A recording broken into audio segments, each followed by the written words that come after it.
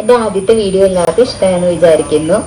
ഇനിയും പുതിയ പുതിയ കണ്ടന്റുകൾ അടുത്തടുത്ത വീഡിയോസ് ആയിട്ട് ഓരോ ദിവസങ്ങളിലായിട്ട് ഇടുന്നുണ്ട്. ഇതിൽ നമ്മൾ നോക്കുന്നത് പ്രധാനമായിട്ട് എക്സാം ബേസ് ചെയ്യുന്ന ക്വസ്റ്റ്യൻസും അതിനാണ് കൂടുതൽ ഊന്നൽ കൊടുക്കുന്നത്. ആദ്യകാല മനുഷ്യർ പ്രൈമേറ്റുകളാണ്. ആദ്യകാല മനുഷ്യർ 36 ദശലക്ഷം വർഷങ്ങൾക്ക് മുമ്പുണ്ടായത് പ്രൈമേറ്റുകൾ. ആദ്യകാല മനുഷ്യർ പ്രൈമേറ്റുകൾ. പ്രൈമേറ്റുകൾക്ക് ശേഷം ഹോമിനോയിഡുകൾ. പ്രൈമേറ്റുകൾ കഴിഞ്ഞാൽ നെക്സ്റ്റ് രണ്ടാമത് ഹോമിനോയിഡുകൾ. 24 ദശലക്ഷം 4 കാലിൽ നടന്നു. ഹോമിനോയിഡുകൾ പ്രത്യേകത 4 കാലിൽ നടന്നു. മൂന്നാമത്തെ വിഭാഗം ഹോമിനിഡുകൾ. ഹോമിനിഡുകൾ പ്രത്യേകത ഇരുകാലിൽ നടന്നു. ഇരുകാലിൽ നിവർന്നു നടന്നു. ഹോമിനിഡുകൾ.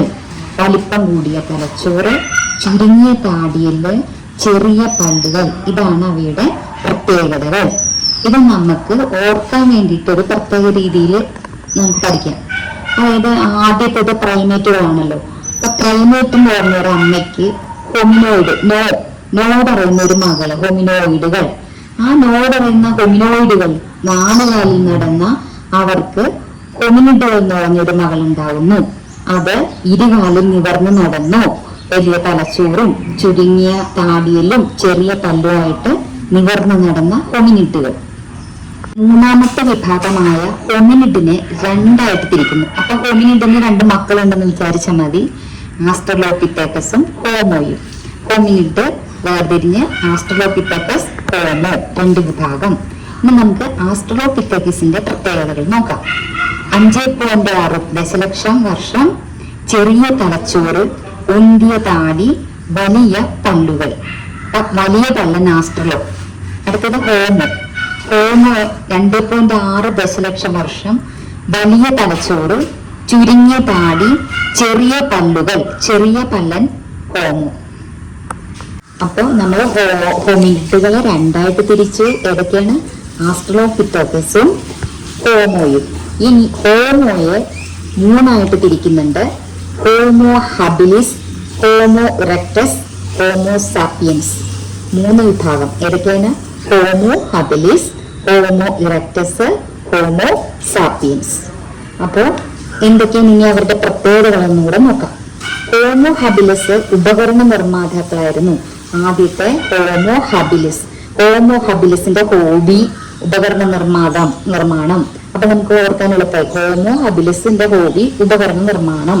ഇനി ഹോമോ ഇറക്ടസ് നിവർന്നു നടന്നു. ഇറക്ടസ് നിവർന്നു നടന്നു. ഹോമോ ഇറക്ടസ് രണ്ടാമത്തേത് നിവർന്നു നടന്നു. ഹോമോ സാപ്പിയൻസ് വിവേകിയായ മനുഷ്യൻ. ഹോമോ സാപ്പിയൻസ് വിവേകിയായ മനുഷ്യൻ. അപ്പൊ നമുക്ക് ഷോർട്ടാക്കിയിട്ട് HIS എന്ന് ഓർക്കുക, ONIV എന്നും കൂടെ ഓർത്ത് വെച്ച് എളുപ്പമുണ്ടായി. പെട്ടെന്ന് ഷോർട്ടാക്കി പഠിക്കാൻ വേണ്ടിയിട്ട്. ഹോമോ ഹബിലിസ് ഉപകരണ നിർമ്മാതാവ്, ഹോമോ ഇറക്ടസ് നിവർന്നു നടന്നു, ഹോമോ സാപ്പിയൻസ് വിവേകിയായ മനുഷ്യൻ. ഇനി സ്പെയിനിലുള്ള 1 week ക്വസ്റ്റ്യൻസ് ആണ് നമ്മൾ ഫോക്കസ് ചെയ്യുന്നത്. സ്പെയിനിലുള്ള ഗുഹ അൾട്ടാമിറ. Spain Altamira. ഇത് മാപ്പ് ബേസ് നമ്മൾ പഠിക്കണം കേട്ടോ. ഇതൊക്കെ മാർക്ക് ചെയ്ത് മാപ്പിൽ വരുന്നതാണ്. അപ്പൊ അത് അടുത്ത ക്ലാസ്സിൽ നോക്കാം. ഫ്രാൻസിലെ ഗുഹകളാണ് ലെസ്കോ, ഷോവേ. ഫ്രാൻസിലുള്ള ഗുഹകൾ ലെസ്കോ, ഷോവേ. സ്പെയിനിലുള്ളത് അൾട്ടാമിറ. ഇത് അവിടെ വെച്ചിരുന്ന ചിത്രങ്ങൾ എന്തായിരുന്നു? കാട്ടുപോത്ത്, കുതിര, മാൻ, സിംഹം, കരടി, പുള്ളിപ്പുലി ഇവയുടെ എല്ലാം ചിത്രങ്ങളായിരുന്നു ഇത്തരം ഗുഹ ചിത്രങ്ങളായിട്ട് വന്നിരുന്നത്. ഇനി മനുഷ്യന്റെ മനുഷ്യനെ 2ആയിട്ട് പഠന വിഭാഗമായിട്ട് തിരിച്ചിട്ടുണ്ട്. ഏതൊക്കെയാണ്? നരവംശാസ്ത്രവും വംശീയ ശാസ്ത്രവും. Anthropology and ethnography. ഇങ്ങനെ 2 വിഭാഗമായിട്ടാണ് മനുഷ്യനെ പഠനശാഖ വിഭജിച്ചിരിക്കുന്നത്. ആന്ത്രപ്പോളജിയിൽ എന്തൊക്കെയാണ് നമ്മൾ പഠിക്കുന്നതെന്ന് നോക്കാം. മനുഷ്യ സംസ്കാരം, പരിണാമഘട്ടങ്ങൾ, പ്രാചീന കാല വിവിധ പുരോഗതികൾ. പ്രാചീന കാലത്ത് വിവിധ പുരോഗതികളുമാണ് പഠിക്കുന്നത്. ഒന്നുകൂടെ പറയാം. ആന്ത്രപ്പോളജി അഥവാ നരവംശാസ്ത്രം, മനുഷ്യ സംസ്കാരം, പരിണാമഘട്ടങ്ങൾ, പ്രാചീന കാലത്തെ വിവിധ പുരോഗതികളാണ് പറയുന്നത്. വംശീയ ശാസ്ത്രം അഥവാ എത്തനോഗ്രാഫിയില് സമകാലീന വംശീയ വിഭാഗത്തെ കുറിച്ച് പഠിക്കുന്നു.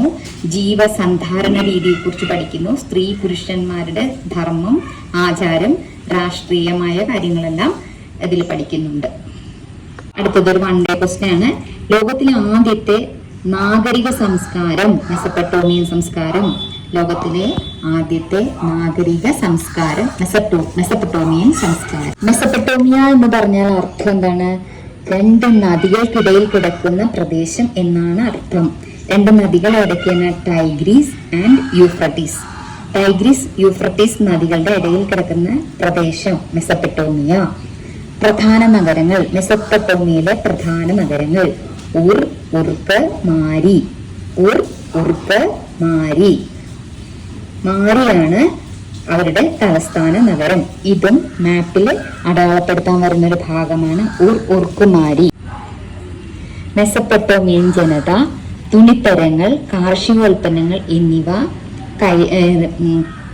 കൈമാറ്റം ചെയ്യുകയും അവർക്ക് ഉണ്ടാകാതിരുന്ന സാധനങ്ങളായിരുന്നു ഇറാനിലും തുർക്കിയിൽ നിന്നും അവിടെ ഇല്ലാത്ത സാധനങ്ങൾ പുറത്തുനിന്ന് വരുത്തിക്കും. നമ്മളിപ്പോൾ കയറ്റുമതി ഇറക്കുമതി സിസ്റ്റം പോലെ അവർ ഇറാൻ, തുർക്കി രാജ്യങ്ങളിൽ നിന്ന് തടി, ചെമ്പ്, വെള്ളി, സ്വർണം, ചിപ്പി, പലതരം കല്ലുകൾ ഇതെല്ലാം അവിടെ നിന്ന് വാങ്ങിയിട്ട് തിരിച്ച് കയറ്റുമതി ചെയ്തത് എന്തായിരുന്നു? തുണിത്തരങ്ങളും കാർഷികോൽപ്പന്നങ്ങളുമായിരുന്നു.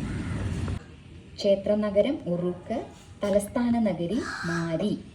ഇതെല്ലാം മാപ്പിൽ അടയാളപ്പെടുത്താൻ വരുന്നതാണ്. 3 തരം നഗരങ്ങൾ: ക്ഷേത്രത്തിന് ചുറ്റുമുള്ള നഗരങ്ങൾ, വ്യാപാര കേന്ദ്രങ്ങളായി വളർന്നത്, രാജകീയ നഗരങ്ങൾ. 3 എണ്ണം. 1 ക്ഷേത്രത്തിന് ചുറ്റും വ്യാപാര കേന്ദ്രങ്ങളായി വളർന്നത്.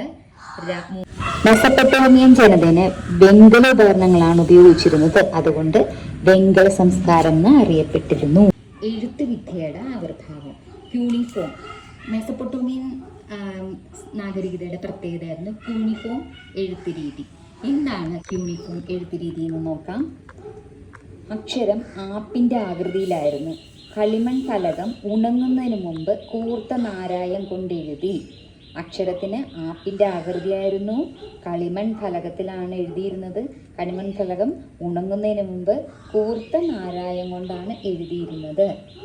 ക്യൂണിഫോം എന്നാണ് മെസപ്പൊട്ടോമിയൻ നഗരികതയുടെ എഴുത്തുവിദ്യയുടെ പേര്. ഇത് ഏതൊക്കെ മേഖലകളിലാണ് ഈ എഴുത്തുവിദ്യയുടെ പ്രയോജനങ്ങളെന്ന് നോക്കാം. അവർക്ക് മെസപ്പൊട്ടോമിയൻ സംസ്കാരം എന്ന് ചോദിച്ചാൽ ഈ പോയിന്റ് എല്ലാം ചേർത്ത് നമുക്കൊരു എസ്സേ ആയിട്ട് എഴുതാൻ കേട്ടോ. അതെല്ലാം കൂടെ ഗണിതശാസ്ത്രം, കാലം കണക്കാക്കൽ, ഗുണനം, ഹരണം, ക്ഷേത്രഗണിതം, വർഗ്ഗമൂലം, കൂട്ടുപലിശ, ഇതെല്ലാം മാത്തമാറ്റിക്സായിട്ട് ബന്ധപ്പെട്ട എല്ലാ കാര്യങ്ങളും വരുന്നുണ്ടല്ലേ. ഇതെല്ലാം അവർ ഈ യൂണിഫോം രീതിയിൽ എളുപ്പത്തിൽ കണ്ടുപിടിച്ചു, അടയാളപ്പെടുത്തി വെച്ചിരുന്നു. പിന്നെ ചന്ദ്രൻ, ഭൂമിയിൽ ചന്ദ്രൻ്റെ ഭ്രമണത്തെ ആസ്പദമാക്കിയിട്ട് അവർ വർഷങ്ങളും മാസങ്ങളും ആഴ്ചകളും എല്ലാം തിരിച്ചിരുന്നു. എങ്ങനെയാണ്? ഒരു വർഷം 12 മാസം, 12 മാസത്തിന് 4 ആഴ്ച, 4 ആഴ്ച, 4 ആഴ്ച, പിന്നെ ഒരു ദിവസം 24 മണിക്കൂർ, 24 മണിക്കൂറിന് 60 മിനിറ്റ് ആയിട്ട് നമ്മൾ ഇപ്പോൾ തിരിക്കുന്ന ആ അതേ ലെവലിൽ തന്നെയാണ് അവരും ചെയ്തിരുന്നത്. ചന്ദ്രഗ്രഹണം, സൂര്യഗ്രഹണം ഒക്കെ വർഷം, മാസം, ദിനത്തിനെ അടിസ്ഥാനപ്പെടുത്തി ജനത കണ്ടുപിടിച്ചിരുന്നു. നക്ഷത്രങ്ങളുടെ സ്ഥാനവും രേഖപ്പെടുത്തിയിരുന്നു. ഇതിനെല്ലാം അവരെ സഹായിച്ചത് യൂണിഫോം എഴുത്ത് രീതിയായിരുന്നു. അടുത്തത് ഒരു വൺ ഡേ ക്വസ്റ്റ്യൻ ആണ്. മനുഷ്യൻ ആവിർഭവിച്ച ഭൂഖണ്ഡം ആഫ്രിക്ക. ആഫ്രിക്കയാണ് മനുഷ്യൻ ആവിർഭവിച്ച ഭൂഖണ്ഡം.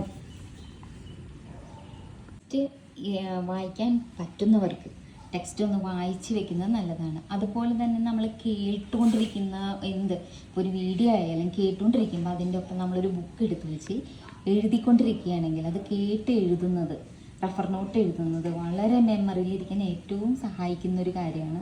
അത് നമ്മൾ പിക്ചറൈസ് ചെയ്ത് വരച്ച് വെക്കുക. നിങ്ങൾക്ക് എന്തെല്ലാം ട്രിക്ക് നിങ്ങളുടെ ബുദ്ധിയിൽ വരുന്ന ഓർക്കാൻ അതെല്ലാം ഉപയോഗിക്കുക. നിങ്ങൾക്ക് സ്വാഭാവികമായിട്ട് എന്തെല്ലാം ട്രിക്ക് തോന്നുന്നു അതെല്ലാം ഉപയോഗിച്ച് വെക്കുക. അത് വളരെ നല്ലതായിട്ട് ഓർത്തിരിക്കാൻ ഏറ്റവും എളുപ്പമുള്ളൊരു മാർഗ്ഗമാണ്. അപ്പോൾ ഇന്നത്തെ വീഡിയോ നിങ്ങൾക്ക് വളരെ യൂസ്ഫുൾ ആയിരിക്കുന്നു വിചാരിക്കുന്നു. അപ്പോൾ എല്ലാവരും അത് വീഡിയോ കാണുന്നതിൻ്റെ ഒപ്പം ഒന്ന് എഴുതാനും കൂടെ ശ്രമിക്കുന്നത് വളരെ നന്നായിരിക്കും. ഓക്കെ, ഇന്നത്തെ നമ്മുടെ വീഡിയോ അതിൻ്റെ ചെയ്യുന്നു. അപ്പോൾ എല്ലാവരും എൻ്റെ വീഡിയോ സബ്സ്ക്രൈബ് ചെയ്യുകയും ലൈക്ക്, ഷെയർ, കമൻറ്റ് എല്ലാം ചെയ്യണം. ഓക്കെ.